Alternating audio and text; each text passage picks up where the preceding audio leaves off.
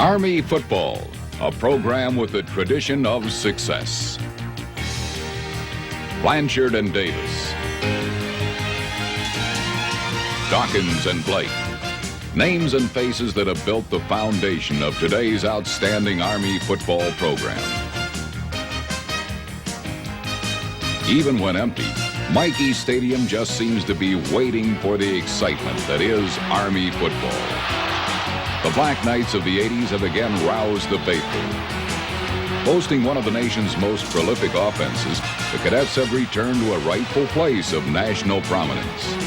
Drawing on team unity and spirit that is a West Point legacy, Army football is striving to be the best. Army football, a commitment to excellence.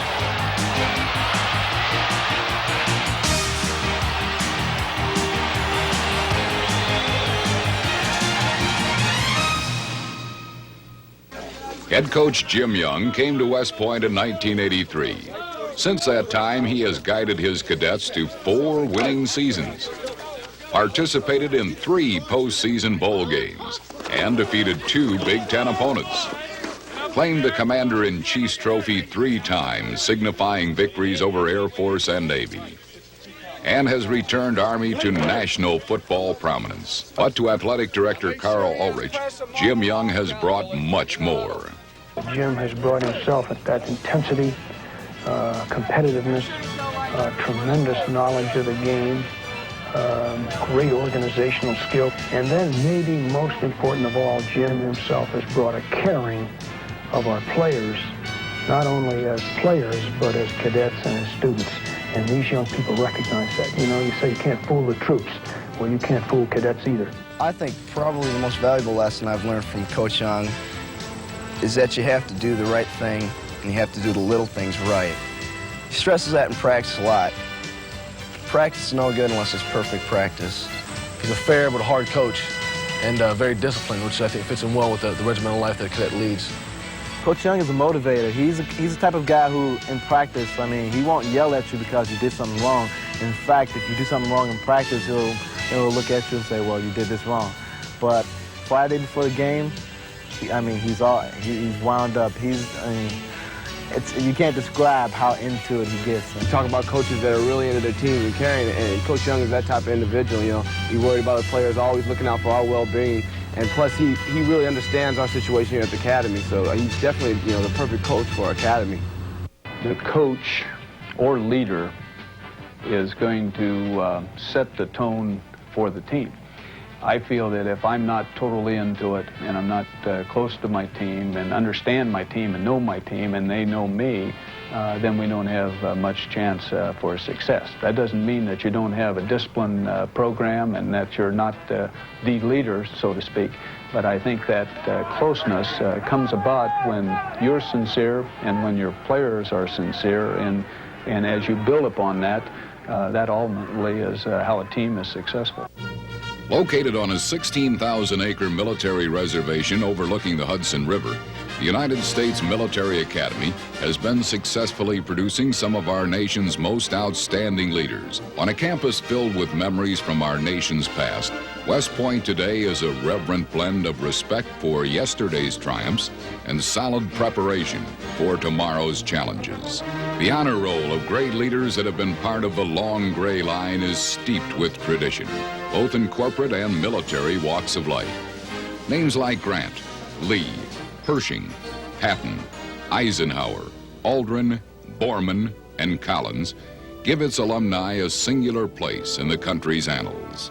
One of the most celebrated leaders of recent times was General Douglas MacArthur. It was at West Point, in the twilight of his career, that he issued his final challenge to the Corps of Cadets. Your guidepost stands out like a tenfold beacon in the night. Duty, honor, country. You are the leaven which binds together the entire fabric of our national system of defense. From your ranks come the great captains who hold the nation's destiny in their hands the moment the war tocsin sounds. long gray line has never failed us. The cadets are constantly reminded of their place as a link in that line of men and women that have gone before them. It is the aim of the West Point community to equip each cadet with all that is necessary to excel in their field of endeavor. While attending West Point, all cadets receive a full scholarship plus a salary and enjoy a broad-based, balanced education. To ensure academic success and keep pace with modern technology, cadets receive a personal computer in their freshman year to be used throughout their West Point education. Once into their second year, a cadet may choose one of 44 fields of study or 17 optional majors. This academic program provides a base for graduate education and for future professional development. In fact, over 90% of West Point graduates go on to receive postgraduate education funded by the Army. Individual counseling, supervised study halls, and closely monitored academic progress are parts of the Army football program. Professors accompany cadets to away games, not only to assure the maintenance of a player's academic standing, but also to provide any additional instruction that may be requested or necessary. Achieving excellence in any arena requires one main ingredient: concentration of total effort.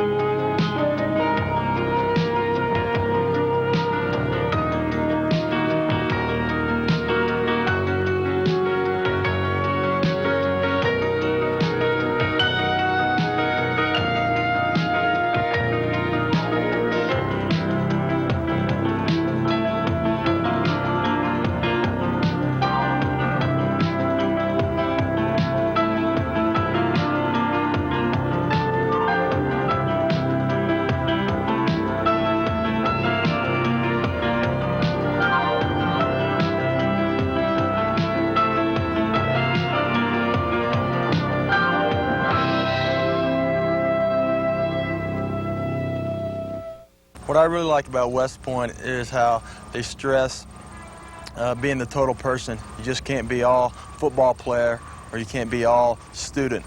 And striving to be your best in all those areas, to me, is both challenging, but at the end, when you look back at it, it's very rewarding. A football player at West Point is a cadet first and an athlete second. He is part of all normal cadet activities: academic, physical, and military. For plebes, it starts with cadet basic training. They learn that the Corps of Cadets is a unit, and every member of every company is a special person.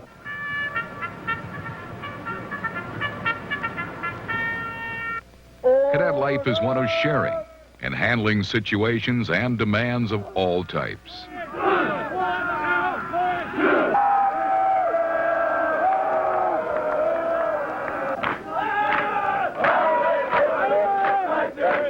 Camp Buckner is located on Lake Popalopan, 6 miles from the main campus area. Each cadet divides his summer between vacation time and military training. During the school year, military instruction is limited to a few hours of class a week, so training intensifies during summer duty. This is the time the cadet really learns what the military is about.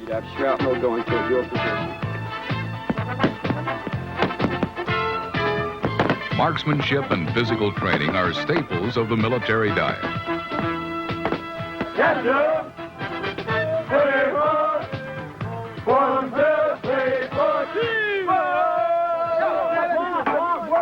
While individual skills are built and perfected, the key to all the training is the necessity of learning to work together quickly and effectively.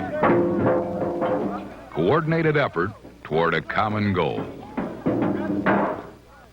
When they first explained how to build a bridge in the bleachers, I was pretty confused. I didn't know exactly what was going on. But they helped us out a lot. And it really wasn't as bad as I thought it would be. The bridge was still pretty heavy, though. Get us over across that thing, man. Dang, it's worse for football practice. Working within the confines of the military academy's high requirements for the total student athlete, Jim Young has again created another success story. Drawing on the determined intensity of his players, Young has asked for and received total effort from his dedicated charges. He insists his teams exhibit three qualities: pride, poise, and team. These elements depend upon the same character strength that West Point demands of all its cadets: a winning combination. The wishbone fits the type of personnel that we have in the academy. We don't have huge linemen like a lot of the major colleges do, because the Army way isn't one that means an individual isn't necessarily going to be 280 or 90 pounds. And so we base it on quick linemen, on coming off the ball. We don't have to hold our blocks a long time because the ball is handed off on the line of scrimmage. And then really, the wishbone is a team offense where all 11 men are going to hit and be hit. I think that lends to the teamwork that you learn as a cadet.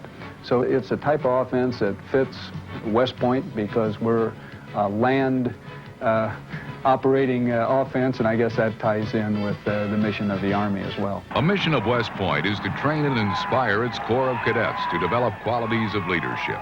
The mission of the Army defense is to get to the ball carrier.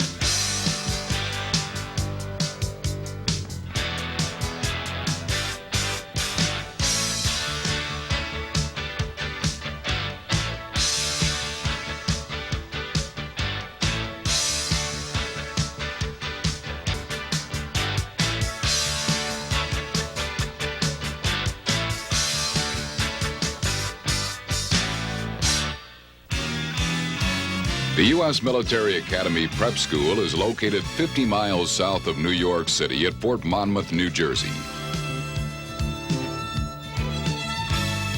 The concept of the prep school is to ready young people for the academic and physical requirements at West Point.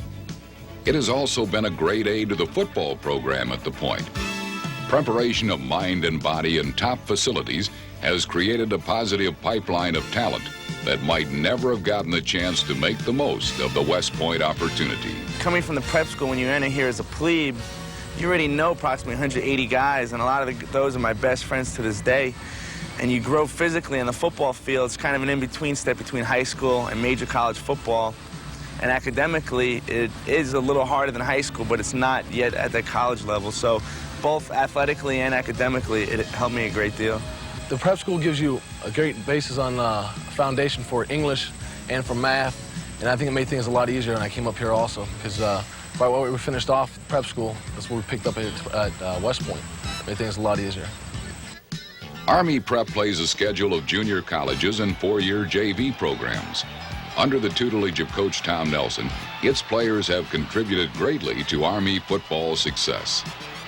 But no matter where a cadet comes from, he is confident he will receive the full support of the Academy during his years at West Point. This institution knows that it brings in the finest young people that this nation has to offer. And that once they're here, no matter how tough it is, that everyone who is here on the staff and faculty has one goal in mind, and that is to help them reach 4 years from now, graduation, and the second lieutenancy, and an opportunity to provide inspiring, exciting leadership to the Army. The academic demands placed on the student at West Point are as difficult as any in America. What sets the Academy apart is, again, the concept of unity of purpose through teamwork. AI, additional instruction, is available to each cadet just for the asking. Academic counselor and officer rep Colonel Lou Choka knows Army's commitment to excellence is particularly demanding on football players. It is demanding, very demanding for an athlete to do the athletics and football as well as the military and academic program. We're here to help them and support them in every way we can. Now, they've got to do it. I use the coaches a lot. I find that the coaches are a tremendous motivator, and Coach Young especially really believes in academics being a very important part of their program. We're looking for individuals that are excellent athletes, excellent students, and have a desire for the military. And when we find an individual like that, we generally have a real winner. Eisenhower Hall is the cultural and entertainment center of student activities on campus. Cadets can also choose to spend free weekends seeing the sights of New York City, only an hour away. As in most other colleges, however, most of your free time is spent with your fellow teammates, at the football training table, or in Army's extensive weight room. West Point's commitment to excellence in the football program is illustrated by its strength facility. Along with coaches' offices and the Red Blake Gallery, Army's refurbishing of a wing of Mikey Stadium is a tangible result of striving to be the best. Training for injury protection as well as bulk and muscle building, strength coach Bob Roguski credits others for the accomplishments of his program. I feel the program here at West Point is successful because of two reasons. One, the support that was given to me when I first came in by Coach Young, and also the support by Mr. Aldridge, our athletic director. In addition to that, our program is successful because of the type of kid that we have here. I often will have people say to me the program is doing well, and my reply to them, it's not me and it's not the program, it's the kids and their attitude. There's no way you can win in any program or at any level if you don't have the people participating in the program and working as hard as they can. And you find that here at West Point. Being the best you can be, an Army way of life, with the Commander-in-Chief's trophy as the battle-tested goal.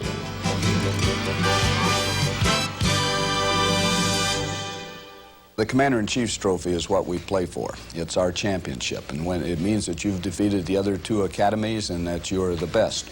In the last 5 years, we won that 3 times, and we're very proud of that fact, because I think when you go out and you can defeat another academy with the same entrance requirements, the same demands on the individual as far as being a cadet and a student, and to be victorious, we're very proud of that, and we intend to continue that tradition.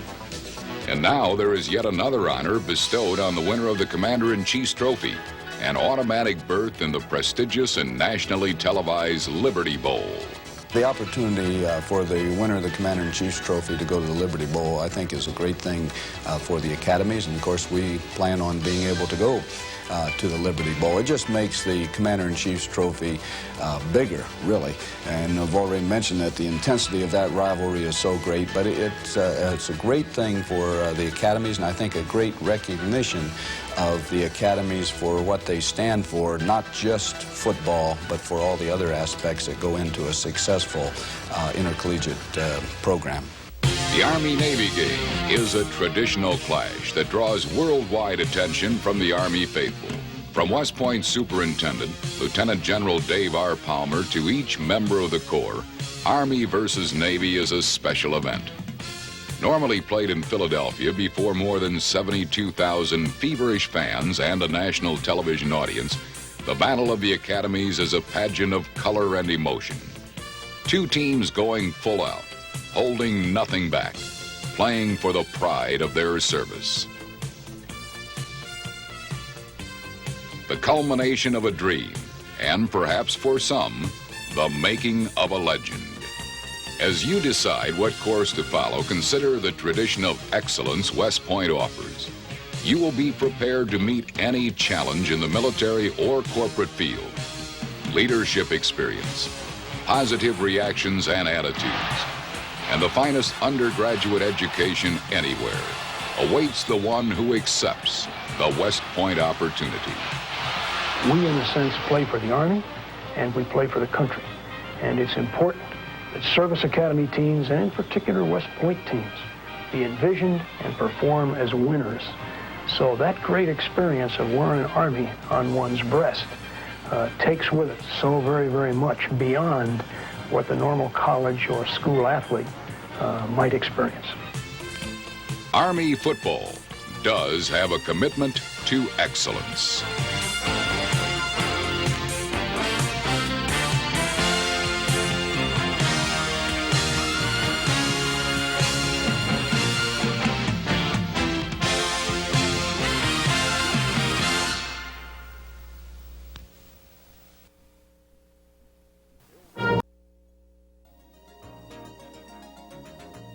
'89 marked the 100th season of Army football, and this historic season began with the high hopes and fanatical following that ordinarily accompanies football at West Point.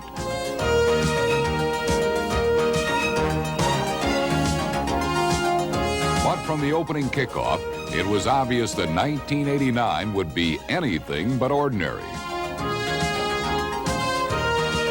Running back Mike Mayweather, number 30, broke rushing records that have stood for over 40 years, while the single-game rushing performance of the season was turned in by Willie McMillan, a backup quarterback.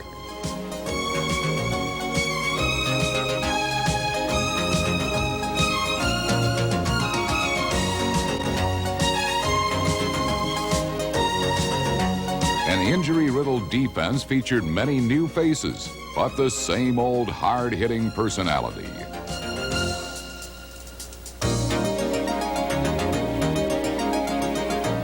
For head coach Jim Young, 1989 proved to be one of his most challenging seasons, as he somehow made the puzzle fit, even though by season's end, he was missing many of the pieces.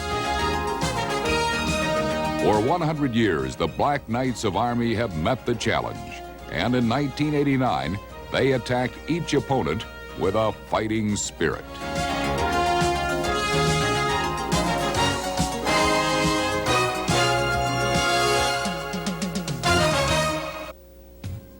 The Cadets' 1989 season opener against Syracuse marked only the fourth time in the 100-year history of Army football that their season began away from West Point. Senior tackle Will Huff, number 78, was the only returning starter on a defensive line that was outweighed by an average 50 pounds per man by the massive Syracuse front four. Huff was chosen the ECAC Defensive Player of the Week as he had 2 sacks and 13 tackles. What had all the markings of a defensive mismatch became a defensive masterpiece, featuring hard-hitting artists like Bert DeForest, Tim Lattiser, Rod Ofte, Percy Cord, Mike McElrath, and Mike O'Toole, number 48. This blocked punt by Chet Nadolski set the stage for quarterback Brian McWilliams and running back Mike Mayweather to lead the Cadets to their only score of the game.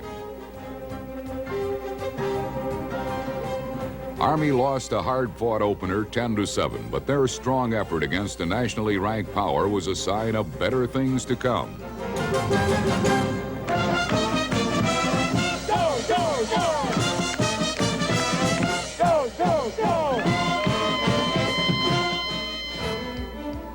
Army returned to the friendly confines of Michie Stadium for their home opener against Wake Forest. The Black Knights of Army had all the high-spirited comforts of home. But the Cadets didn't extend much hospitality to the visiting Demon Deacons.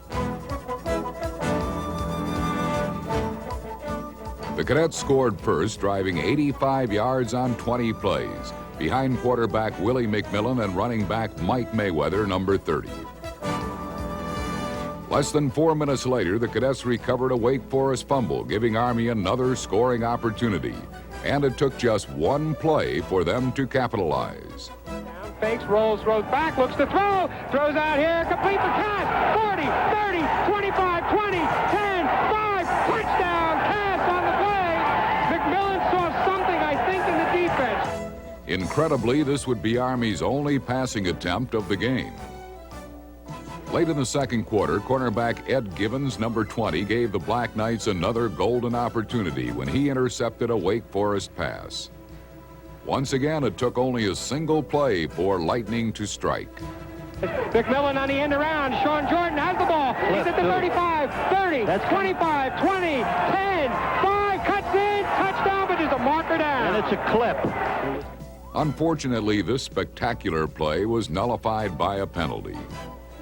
But the Cadets had scored a quick 14 points, and that would be all they would need as the defense met the challenge. Wake Forest threatened to steal the game twice in the fourth quarter, but big plays by Bob Wagner, Pat Davey, Mike Prizer, and Mike Thorson saved the day for the Cadets.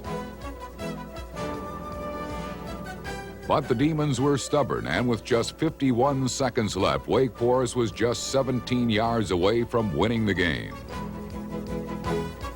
For the second consecutive week, the Cadet defense refused to yield a point in the fourth quarter, preserving a 14-10 victory.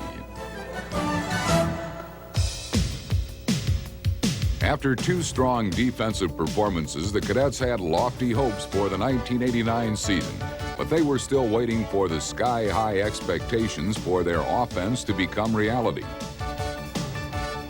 In their Week 3 game against Harvard, the Crimson were considered heavy underdogs, so it's understandable if the Black Knights were asking if anyone knew when their high-powered offense would surface when they found themselves behind 14-0 early in the game. The answer came loud and clear.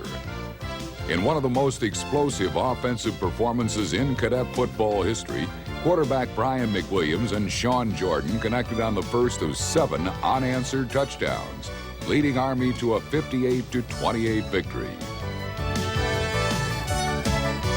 The defense, led by Bob Wagner, number 97, and Steven Stark, number 36, consistently put Army in good field position.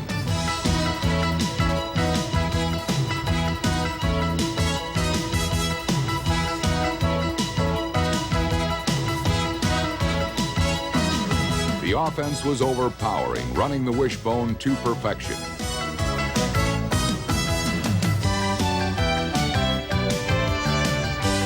No fewer than 14 different ball carriers helped accumulate a staggering 412 rushing yards. Tight ends Doug Baker and Rob Horn helped the offensive line clear the way for Cadet backs as the Army scoring attack came out of hiding in a big way.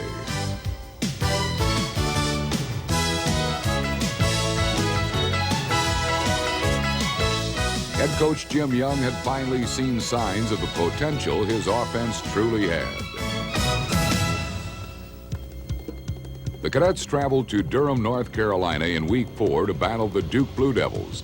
They hoped to build on the offensive momentum that had begun to surface, and their textbook 74-yard opening drive seemed to give all indications that all was okay. Ben Barnett's 1-yard plunge gave the Cadets an early 7-0 lead. But falling behind late in the game, Army staged a furious comeback, scoring 3 times in the fourth quarter. But it would prove to be too little, too late. Although they lost by a touchdown, the Knights saw magic in the 162-yard rushing performance of running back Mike Mayweather. Mayweather lit a fire under the Cadets that sparked them to 3 consecutive victories. Against Holy Cross, Mayweather rushed for 171 yards and 3 touchdowns. In a win over Lafayette, Mayweather gained 160 yards and scored another 3 touchdowns. And as Rutgers looked on, Mike rushed for 138 yards and again scored 3 times. In 1988, Mayweather left his mark in the Army record books by becoming the youngest cadet back to rush for 1,000 yards in a season. In 1989, he rewrote the book by eclipsing the season-end career rushing records set over 40 years ago by former All-American Glenn Davis. Davis, number 41, won the Heisman Trophy in 1946, while setting lofty standards for future cadet ball carriers to strive for. Quinn Davis is a legend, not only here at West Point, but I mean, he's considered one of the best backs of his time and probably of all time. Me being the all-time leading rusher now kind of like brings back flashbacks of those times, and which were great times running football. Mayweather's record-setting total of 2,961 career yards is more astonishing because it has been achieved out of the cadets' wishbone attack, an offensive formation that can be demanding on a running back. Well, I think Mike is a complete football player. When you run in a wishbone offense, you have to do everything. You don't just get the ball handed to you to run. You have to block. You have to run the triple option, not knowing whether you're going to get the ball or not. And I think Mike plays all out every play. I think he has great ability to run on the inside, and that's really what gets him his yardage and makes him a tough back, because he isn't very big, but he does have the ability to knife and always come out the other end of piles, and he's truly an outstanding running back. I look back at the stats, and probably the most important one is the yard after the hit, and I would say probably 40% of the yards that I've gained have come after the hits.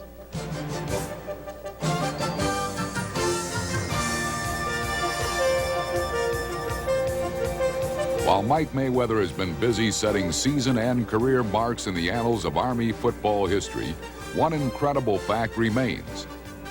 He still has one more season to go. Let's go, Army power. Come on, baby. Right here. Here we go. All out. Here we go, guys. Let's go.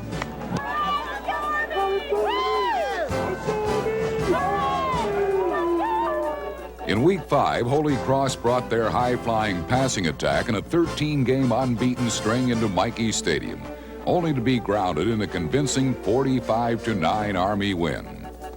We're in this play. We are in this play. Let's go, Ram. 60 on one, ready?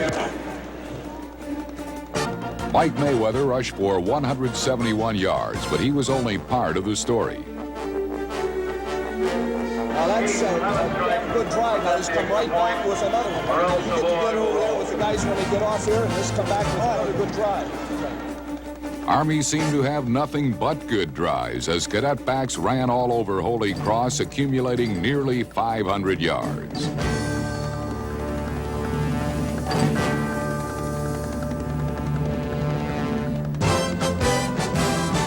It was the wishbone at its confusing best, an offensive strategy that keeps a defense guessing, and one that demands a quarterback with great athletic ability and leadership. Let's go now. We're gonna go lose 6, Mike, try to get a good game, get out of bounds, okay? Let's go right, 45 on one, ready? No mistakes. Red 32! Red 32, hot!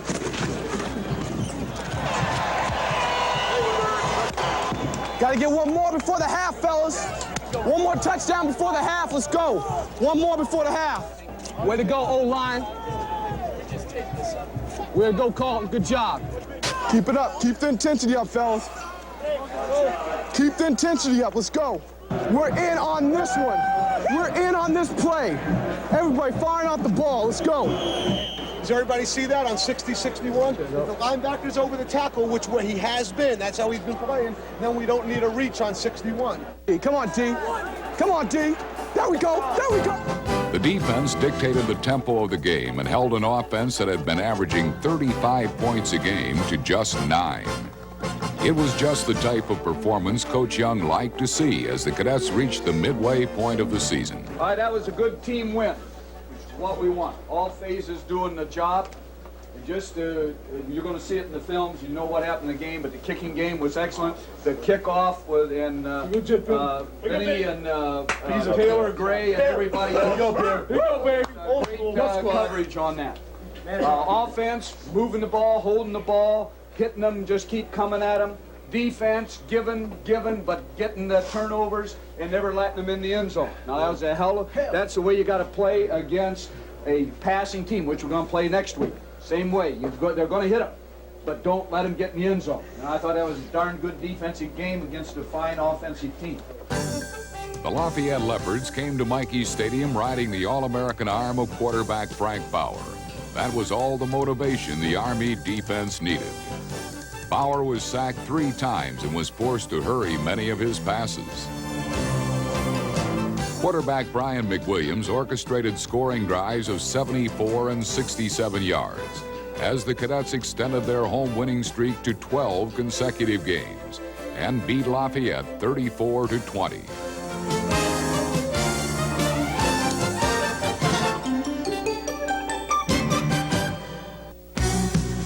In Week 7, the Black Knights of Army battled the Scarlet Knights of Rutgers in what may have been the Cadets' finest performance of the 1989 season. The Army offense compiled 477 yards in total offense, while scoring on 6 of their 9 possessions. The defense held Rutgers to -3 yards rushing in the second half of the game. In all, the Cadet defenders accounted for 2 quarterback sacks and intercepted 3 passes, including 2 by junior cornerback Ed Gibbons. The best game we played this year would have been against Rutgers. And that was a close game. We ended up winning 35-14, but it was a very close contest until it broke open in the second half. And I think our team, both offensively and defensively, were at their best in that particular game. In 1989, it was the Army defense that faced the biggest challenge. Injuries took a devastating toll as senior starters O'Neal Miller, Mike O'Toole, and Stephen Stark all suffered season-ending injuries. Most of the spots were filled by seniors who may not have been starting in the past, but proved more than capable of doing the job. The defense, I think, was fairly consistent all year long. We came in with an inexperienced defense. They went into the first game against Syracuse, held them to 10 points. I think they played good football all the way through the season. I was very proud of what initially was an inexperienced defense, that they played the way they did.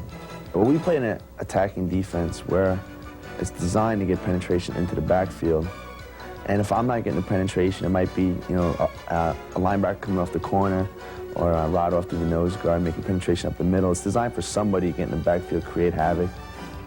Create havoc is exactly what the Cadet defense did in 1989, and few teams did it better.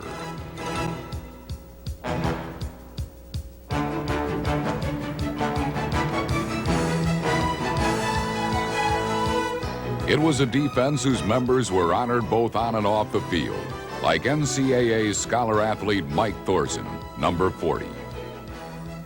We're such a tight-knit unit, and the guys on the defense everyone loves each other. There's a lot of cohesion there, and that comes from playing together and growing through 4 years of the academy together.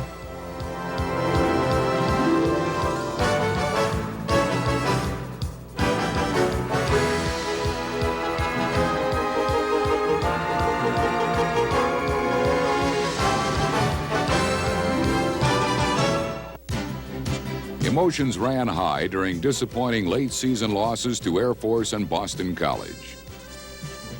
The Army football squad needed to regain its momentum, and they did so in record-setting fashion against Colgate. The Cadets rushed for a school record 631 yards in a 59-14 victory over the Red Raiders. Offensive lineman John Silvers, Pete Andresiak, Bill Spire, Jack Fry, Brett Petkus, and Carlton Rice led their run into the record books. Cal Thomas, number 42, stepped in for injured fullback Ben Barnett and gained 88 yards. The offense was so dominant that punter Greg Pease did not have to punt a single time. Incredibly, they accomplished this without the services of Mike Mayweather, who was injured early in the game. Backup quarterback Willie McMillan responded by turning in the top single-game rushing performance of the season, gaining 182 yards and scoring 3 touchdowns. The defense was their normal, overpowering self, showing just the type of fighting spirit that Army needed as they approached their final game of the season.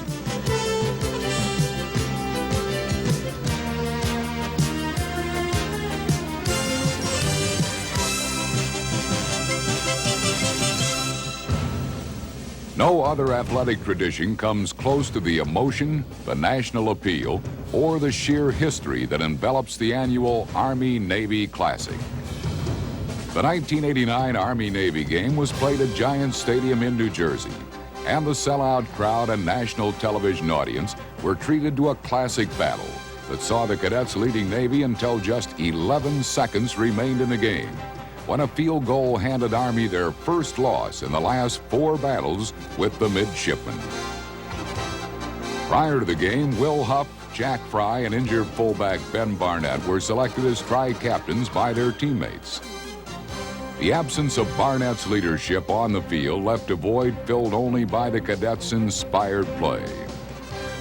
On offense, the cadets were led by Brian McWilliams, Mike Mayweather, Calvin Cass, and Sean Jordan, number 7. Place kicker Keith Havenstreit finished the season with 60 points scored, second only to running back Mike Mayweather.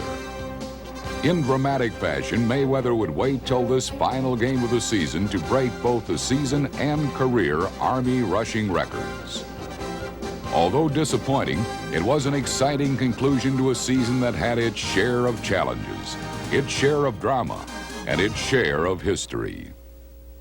The 1989 team demonstrated the kind of strength, courage, and teamwork that has been the hallmark of Army football for the past 100 seasons. I look back on this team, it was a great team to me. There was a lot of talent. It was a very close team, and everybody worked well together, and there was no one out for themselves. That's what I'm going to remember this year in this team body. The measure of success of Army football has less to do with records and victories as it does the very character and high standards of the players themselves. That is the true legacy left by the 1989 team.